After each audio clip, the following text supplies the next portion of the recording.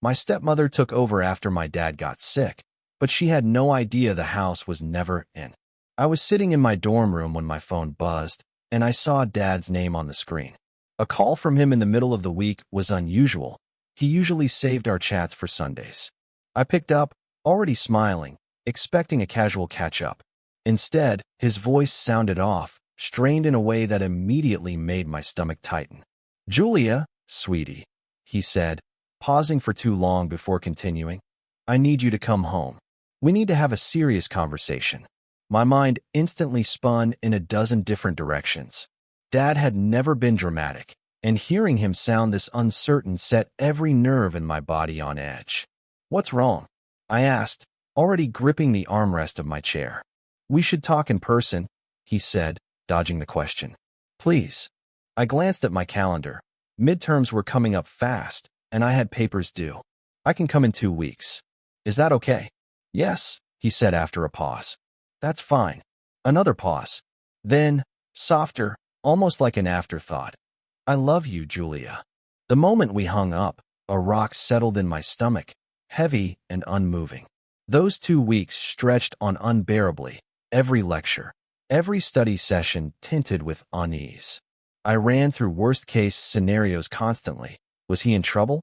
Was something happening with my stepmother, Linda? Had he lost his job? I tried convincing myself it was nothing, that I was overreacting. But something about the way he said my name, how his voice cracked slightly at the end, told me otherwise.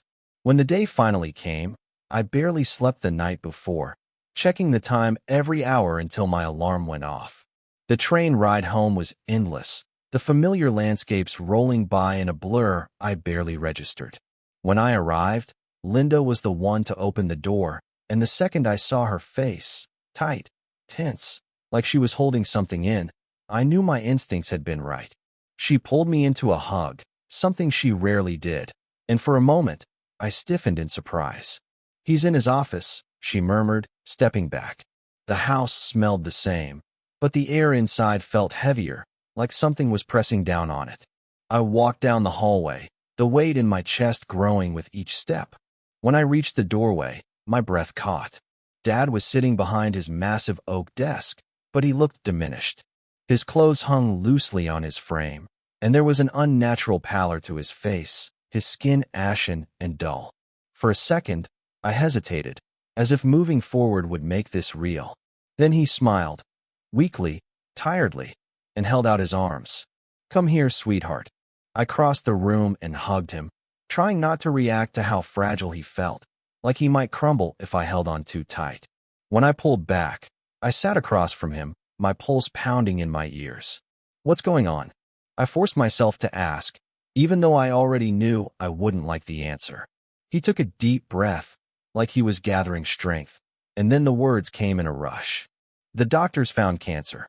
It's advanced. They don't think I have much time left." The words barely made sense. It was like my brain refused to process them, like I was hearing a language I didn't understand.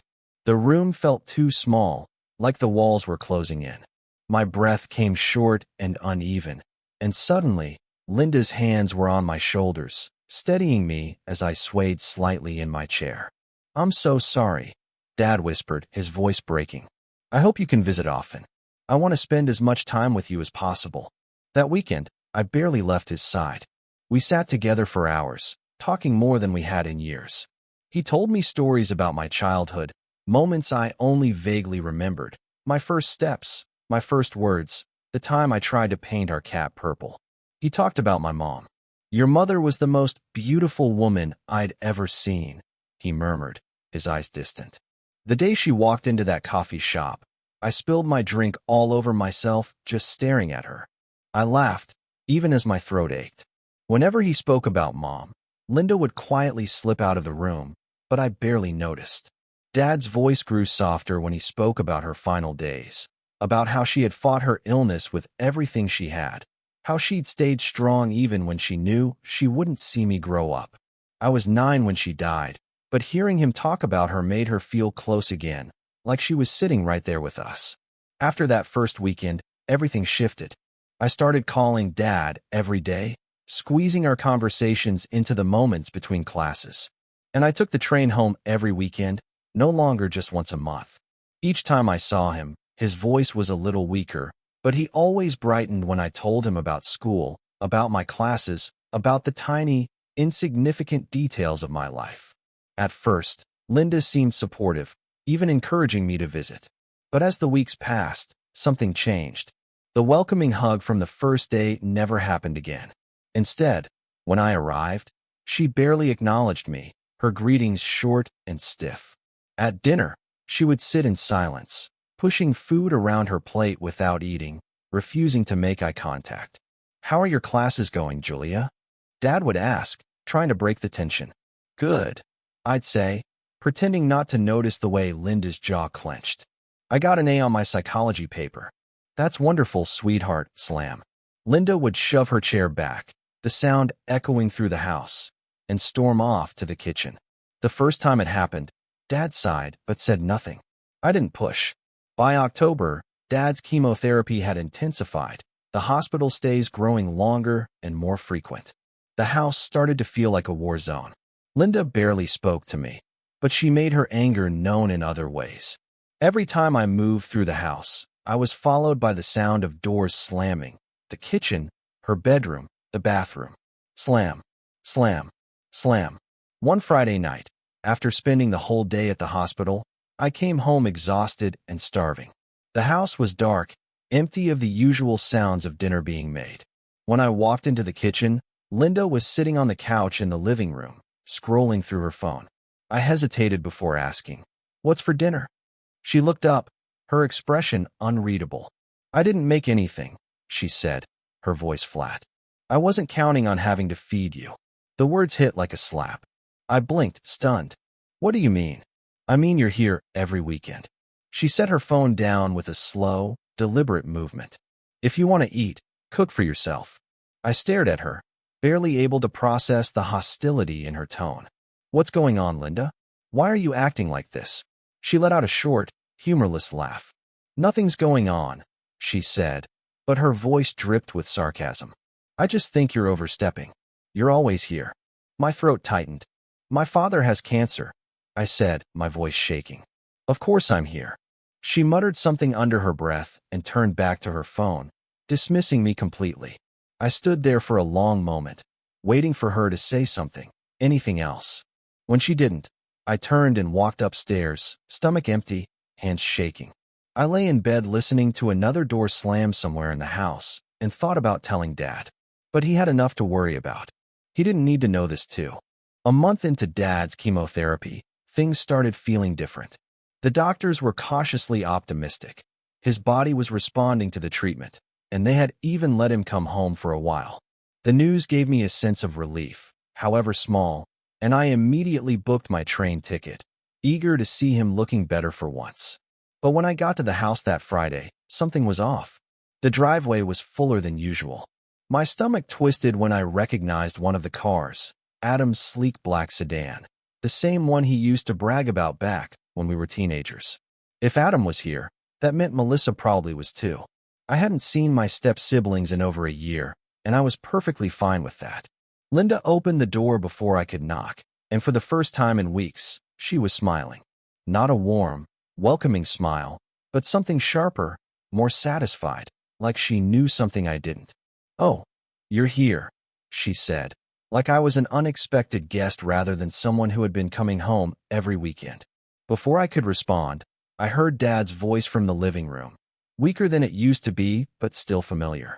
"There's my girl," he said, his smile making my irritation fade for a moment. I rushed over and hugged him carefully. "How are you feeling?"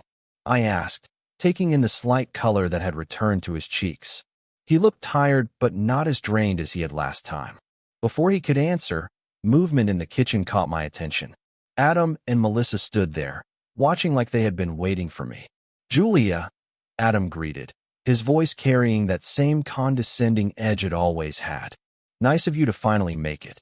I blinked, not bothering to point out that I was the only one who had been here every weekend, sitting through Dad's worst days while he and Melissa had been nowhere to be found. Melissa gave me a fake sweet smile, tucking a strand of perfectly styled hair behind her ear. "We're just so happy to be back." Dad needs real support now. I frowned. I've been here, I said, my tone sharper than I intended. He's not alone. Linda stepped in before Melissa could respond. Why don't you put your things upstairs and settle in? Her tone was overly pleasant, a little too eager to move me along. I didn't like it, but I didn't argue. I took the stairs 2 at a time, my mind still reeling from the sudden invasion of people who had never made an effort before. When I reached my bedroom door, I stopped short. The door was open. Inside, everything was different. My vintage movie posters were gone, replaced by large, soulless art prints that screamed Melissa. My deep purple comforter had disappeared, replaced by a white duvet that looked like it belonged in a furniture catalog. My bookshelves were filled with things that weren't mine: Melissa's perfume bottles, her designer handbags, her clothes hanging neatly in my closet. It hit me all at once. Melissa had moved into my room. I turned on my heel, heart pounding, and marched back downstairs. Linda was still in the kitchen, pouring herself a glass of wine, looking more comfortable than she had in weeks. Can I talk to you? I asked, my voice strained. She followed me into the dining room, still holding her glass, her lips curving in that same unreadable smile. Why is Melissa in my room? I demanded. Oh, that. She waved a hand like it was nothing.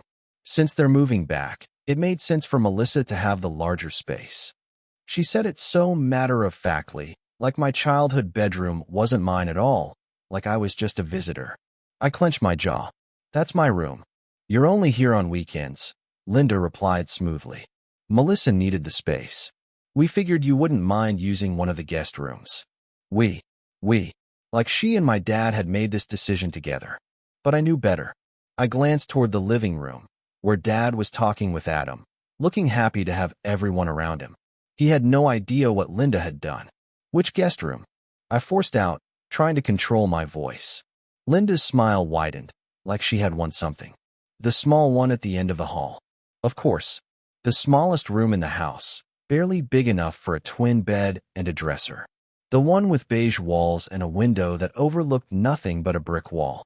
I swallowed back every curse sitting on the tip of my tongue and turned away before I could say something I'd regret.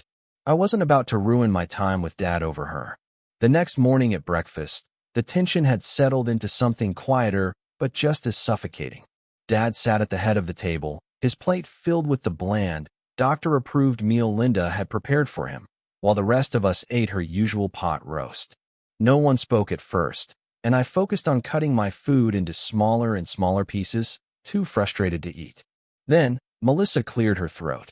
So, Julia, she said, her voice honeyed but smug. How's school going? I gave her a tight smile. Good. I imagine it must be hard to balance everything, she continued, stabbing a piece of meat with her fork. With you always coming home, I mean. I stiffened, recognizing the passive-aggressive jab for what it was. Melissa didn't wait for my response. But don't worry, she added. I'm taking care of everything now.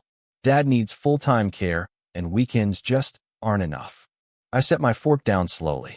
I've been coming home every weekend. Adam, who had been mostly silent, finally spoke. Yeah, but Melissa and I are actually moving back, he said, sitting back in his chair with a smug grin. Family needs to stick together in times like this. The implication was clear. I wasn't family. I looked at Linda. She wasn't even pretending to be neutral. She was watching with undisguised satisfaction, like a cat that had finally cornered its prey. My hands clenched into fists under the table, my nails digging into my palm, but I forced myself to take a slow breath. Dad looked happy to have them here, unaware of the battle that was playing out around him. So I didn't say anything. I let them think they had won. For now. 2 weeks later, I was in my dorm, drowning in coursework, when my phone rang. Seeing Aunt Valerie's name made my stomach drop before I even answered. The second I picked up, I knew. Her voice was shaking. Julia, honey, your father, he's taken a turn for the worse. The doctors say you should come home. I didn't hesitate. I threw whatever clothes I could grab into a bag, ran to the administration office, and filed for emergency academic leave. My hands shook as I signed the paperwork, my mind racing with everything I hadn't said to Dad yet. Everything I might never get to say. But beneath all that panic, Another thought crept in, one that made my chest tighten even more. Why hadn't Linda called me? Why did it take my aunt to tell me? The train ride felt endless, my leg bouncing the entire way, my mind stuck in an endless loop of worst-case scenarios. When I finally got to the house, I knocked hard, then again. I could hear voices inside, the murmur of conversation, the TV playing. Someone was home. 5 minutes passed, then 10. My chest tightened. I was about to knock again when the door finally swung open. Linda stood there in a silk robe, her hair perfectly styled, her expression unreadable. She looked me up and down like I was a salesperson interrupting her evening. "Oh," she said flatly, "what are you doing here?" I shoved past her before I could stop myself. "Where's Dad?" Linda shut the door behind me with an annoyed sigh. "You should have stayed at school, Julia. There's nothing you can do for him now." I turned to face her, my heart pounding. "What the hell does that mean?" She crossed her arms. "He was taken to the hospital 2 days ago. He's on life support." 2 days. 2 days. You didn't think to call me?" My voice cracked, my whole body trembling with fury. Linda shrugged. "You've got school. You should focus on that." I had never wanted to hit someone so badly in my life. My hands balled into fists, my nails digging into my palms so hard it hurt. But I wasn't wasting another second on her. I turned and ran back out the door, my heartbeat loud in my ears, my lungs burning as I sprinted to the car and headed straight for the hospital. Dad was barely recognizable. The machines beeped steadily, tubes everywhere, his face gaunt and pale against the hospital pillow. I swallowed the sob threatening to escape my throat and sat beside him, taking his cold hand in mine. "Hey, Dad," I whispered, my voice shaking. "I'm here." Dr. Lewis, his oncologist, came in after a while. His face was kind, but his eyes carried the weight of too many conversations like this one. "I want to be honest with you," he said gently. "Your father's cancer has spread aggressively. The chemotherapy isn't working anymore. You should prepare yourself." Prepare myself. As if that was even possible. I stayed until visiting hours ended, talking to Dad, even though he couldn't respond. I told him about my classes, my professors, the stupid things that happen on campus. Anything to fill the awful silence. Anything to pretend, even for a little while, that this wasn't happening. When I finally dragged myself back to the house, exhausted and numb, Linda, Adam, and Melissa were in the living room watching TV. None of them looked up. Melissa actually turned up the volume. I stood there for a long moment, invisible, then went upstairs to the tiny guest room that barely had space for my suitcase. The next few days were an endless cycle. I'd wake up, go to the hospital, sit with Dad, then return to a house that barely felt like mine anymore. The walls were closing in, the tension so thick it was suffocating. They didn't even bother pretending I was welcome. They had conversations around me like I wasn't there, ate meals without setting a place for me, shut doors in my face when I walked by. Then, one afternoon, I came home earlier than usual. As I stepped inside, I heard Linda on the phone in the kitchen. "Yes, I want a full renovation," she was saying, her voice cheerful in a way that made my stomach churn. "New floors throughout. And I want the kitchen completely redone. Yes, tear everything out." For a second, I thought I had misheard her. I stepped into the kitchen. "Are you seriously planning home renovations right now? While Dad is dying in the hospital?" Linda barely flinched. She covered the phone's mouthpiece with her hand and gave me a slow, condescending smile. "Life goes on, Julia." Something inside me snapped. "This isn't even your house to renovate." Her smile widened. "Not yet, but it will be soon enough." And suddenly, everything made sense. She thought she was getting the house. Her recent behavior, the hostility, moving Adam and Melissa in, trying to push me out, the smugness, the renovation plans. It was all because she thought she was about to take over. I stared at her, chest heaving, and then I did something I knew would piss her off more than anything. I smiled, because she had no idea. No idea that the house had never belonged to my father. No idea that my mother had left it to me. The deed had been in my name since I was 9 years old. Dad had only ever been living here as my guardian. Linda had spent 11 years thinking she had married into a home that would one day be hers. And she was about to find out just how wrong she was. Dad passed away on a Tuesday at 3:47 a.m. I was holding his hand when it happened. One moment, the machines were beeping in a steady rhythm, and the next, there was a long, piercing tone that sent ice through my veins. The nurses came rushing in, but I already knew. My father was gone. Everything after that was a blur. The doctors speaking in hushed tones, the condolence-filled voices, the feeling of my own body moving without truly being there. I signed papers I barely registered, called Aunt Valerie, and sat in the sterile hospital hallway, staring at the floor until someone told me I had to leave. Linda took over immediately. She acted like the grieving widow, putting herself in charge of every funeral detail without asking me a single thing. She didn't consult me on the flowers, the service, or even the obituary. I found out what was planned through an email from the funeral home. The day of the service, I stood at the back of the chapel while Linda soaked in the attention, dabbing at her dry eyes with a monogrammed handkerchief.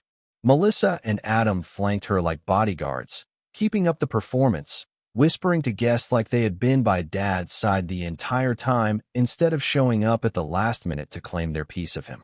The whole thing felt like a production, like a show they had rehearsed, and I hated every second of it. After the last mourners had left, I went back to the house feeling more exhausted than I had ever been in my life. I barely had time to set my purse down before Linda cornered me in the foyer. She didn't waste time on fake sympathy. "I think it's time for you to start packing," she said, her tone brisk, like this was a business matter and not a conversation about kicking me out of my own home. Melissa and Adam stood behind her, arms crossed, looking like they were waiting for me to argue so they could pounce. My fingers curled at my sides, but I forced my voice to stay calm. "I think we should wait for the reading of the will." Linda's eye twitched. She hadn't expected me to say that. "The will is just a formality," she said after a pause, smoothing her expression into something that looked like patience but felt like thinly veiled irritation. "But fine, if you insist on dragging this out." They made the next week unbearable. Doors slammed whenever I walked by. They held loud conversations about the new decor and what to do with all this wasted space whenever I was in the room. They left passive-aggressive notes about my things still being around, as if I was an unwelcome guest overstaying my welcome.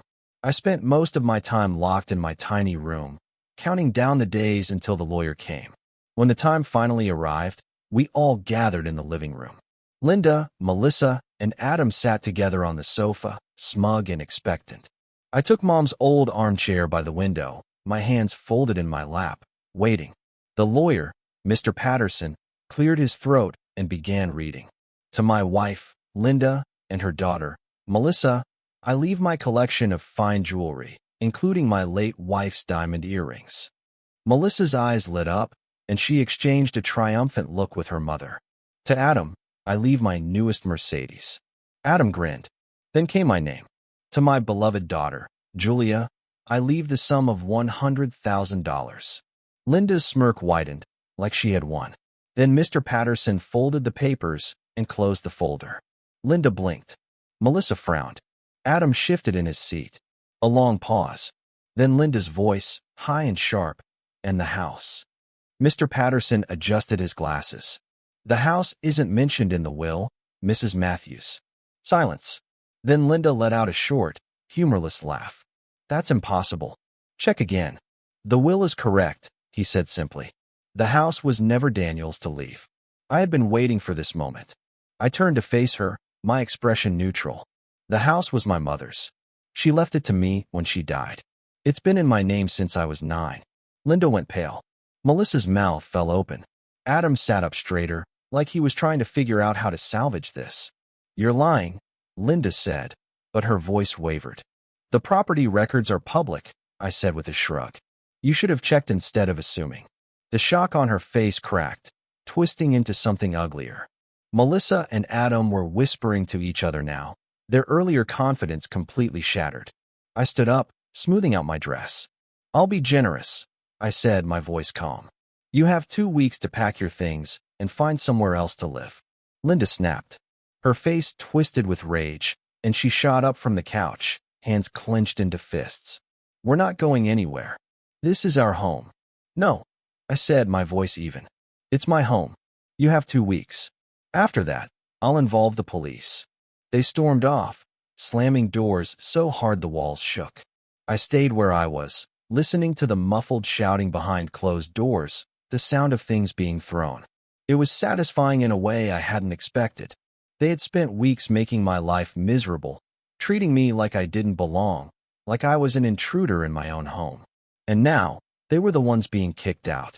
I barely slept that night. Something told me Linda wouldn't go quietly. I was right. At dawn, a tremendous crash jolted me awake. I threw on a hoodie and ran downstairs, heart pounding.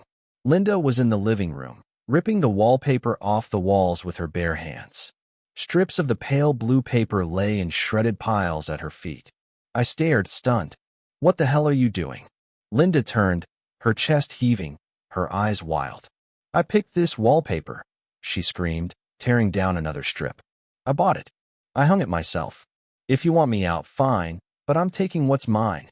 Before I could stop her, she grabbed a crystal vase from the mantel, Mom's favorite. I lunged, catching it just before it hit the floor. My hands shook as I placed it on the table, rage bubbling up inside me. Linda wasn't done. She shoved the coffee table over, sending books and framed photos crashing to the floor. Then she went for the bookshelves, grabbing handfuls of books and hurling them across the room. My hands were shaking as I pulled out my phone and dialed 911. The police arrived within minutes, lights flashing. By then, Linda had moved on to the dining room, pulling down the curtains, rod and all, while Melissa and Adam cheered her on. The officers stepped inside, taking in the destruction. One of them turned to Linda. "Ma'am, this is criminal damage to property. If you don't stop immediately, we'll have no choice but to arrest you." She froze. Melissa gasped. Adam took a step back. I exhaled slowly, my hands still shaking. "You're leaving. Now." Linda tried one last time. "You can't do this." I met her glare, my voice steady. "I can. And I will." They packed in 4 hours. By sunset, they were gone. The moment their cars disappeared down the street, I called a locksmith. By nightfall, every lock in the house was changed. I stood in the wreckage of the living room, the silence around me feeling lighter than it had in weeks. For the first time since Dad got sick, I felt something close to peace. The house was mine again, but it didn't feel like it. Not yet. The damage Linda had done in her final tantrum was worse than I initially thought. The wallpaper in the living room was completely shredded, the coffee table was cracked, and my mother's books that had been on those shelves since before I was born, were scattered across the floor, some with torn pages. The curtains in the dining room were gone, the rods bent beyond repair. It was as if she had tried to erase every trace of my mother's home on her way out. But despite all of that, despite the mess and the destruction, it was over. The house was mine, and they were gone. I called Aunt Valerie that night, my hands still shaking as I held the phone. The moment she answered, I didn't even have to say anything. She already knew. "The vultures are gone," I said, sinking onto the couch. "Thank God," she breathed. "How bad is it?" "Bad?" I admitted, glancing around at the wreckage. "I need to hire contractors to fix everything, but I have to go back to school. I can't stay here." There was a pause. Then, in the way only Aunt Valerie could manage, she said, "Say no more. I'll oversee the repairs. We'll get everything back to how your mom would have wanted it." That night, I walked through the house, taking it all in. The damage, the silence, the absence of the people who had made my life hell for the last few months. I ran my fingers along the walls, remembering how my mother used to stand in the kitchen, humming while she cooked. How Dad used to fall asleep in his chair with a book open on his chest. How I used to sit by the window, reading the same stories my mother had read when she was young. This house had always been ours, mine and hers. And Linda had never belonged here. The next morning, I packed my bags and left for college, leaving Aunt Valerie with my keys and insurance information. As the train pulled away, I felt something settle in my chest, something that had been missing since that first phone call from Dad. Relief. The house would be repaired. It would be rented out to proper tenants while I finished school, and the money would help cover the costs of my education. Most importantly, it would stay in the family, just like Mom wanted. I never saw Linda, Melissa, or Adam again. Sometimes I wondered if they ever thought about how differently things might have turned out if they had just been kind, if they had treated me like family instead of an inconvenience. But mostly, I didn't think about them at all.